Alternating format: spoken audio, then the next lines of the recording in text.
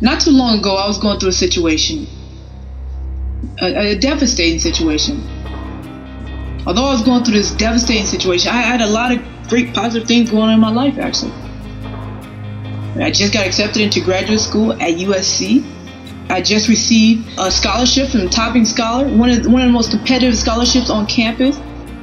Out of the thousands of people who applied, I was chosen. I was chosen. Only 2 graduate students were chosen for this particular scholarship, and I got it out of everyone. Everything else in my life was going great. I was happy, healthy, but this one situation just came out of the blue. I didn't know how I was going to deal with it. But I remember my scholarship. They took us on a retreat. They took us on a retreat for about 3-4 days. And I came back home, and my uncle, he picked me up and he said 3 things to me that always stuck with me, and I never forgot it. The first thing he said to me is, "Don't you drop out of that program." I looked at him, I said, "I'm not going to drop out, Uncle Troy." The second thing he said to me was, "Sade, you tried to make something grow in a season it was never supposed to grow in. Sometimes things are meant to last for a season, and then you go on to the next season." I looked at him, I said, "Wow, that's powerful." But the last thing he said to me, it really got me. I never forgot it. We were driving, and he was looking at the road, and something was on the radio, and he turned the radio down, and he said, "Sade, you're reaching for crumbs when there is a cake in front of you." He said, "You're reaching for crumbs when there's a cake in front of you.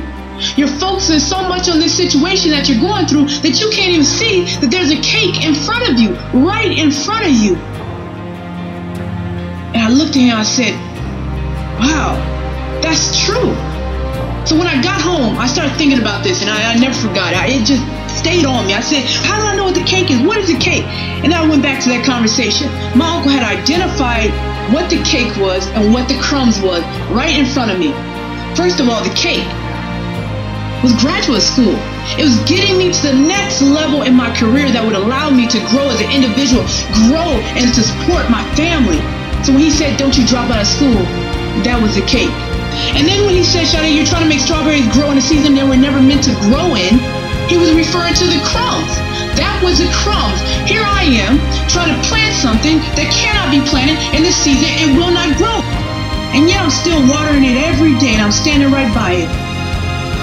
And it never grows. Stop it. Stop it. Stay focused. You think I'm gonna let you down now, don't you? I've known you my whole damn life! Okay, this is not easy for me.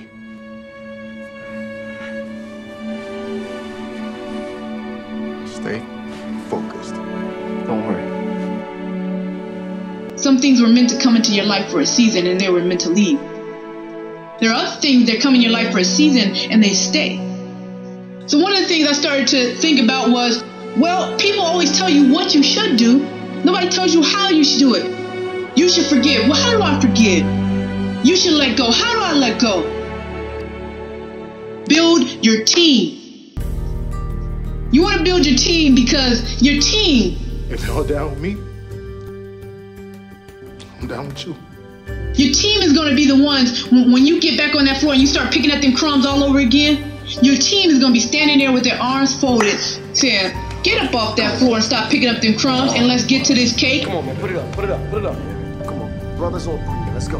1, 2, 3, brothers! That's what your team is going to do. Your team is going to lift you up when you go back to those crumbs, because believe it or not, you just might go back to those crumbs.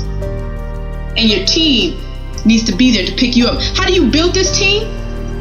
My team consisted of attorneys, scientists, women with wisdom, men with wisdom, people who were contributing a great amount of passion to our society. That's what my team consists of now. Build your team, build your circle. That is what you do. Sometimes the crumbs have to do with a lot of hurt, a lot of pain, past situation, and we're still reaching for it. We're trying to rebuild it. You can't make a beautiful cake out of crumbs. I don't know about about you, but I'm ready to sit there and tell people I'm eating a $20,000 cake. I'm tired of eating $20 cakes. I'm tired of it. And when you get sick and tired enough, you let go of that $20 cake. My cake is going to be $20,000. Don't ever let somebody tell you you can't do something. Not even me. Alright?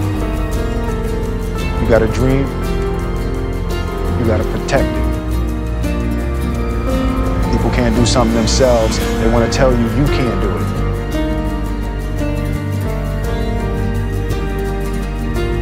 You want something, go get it. Period.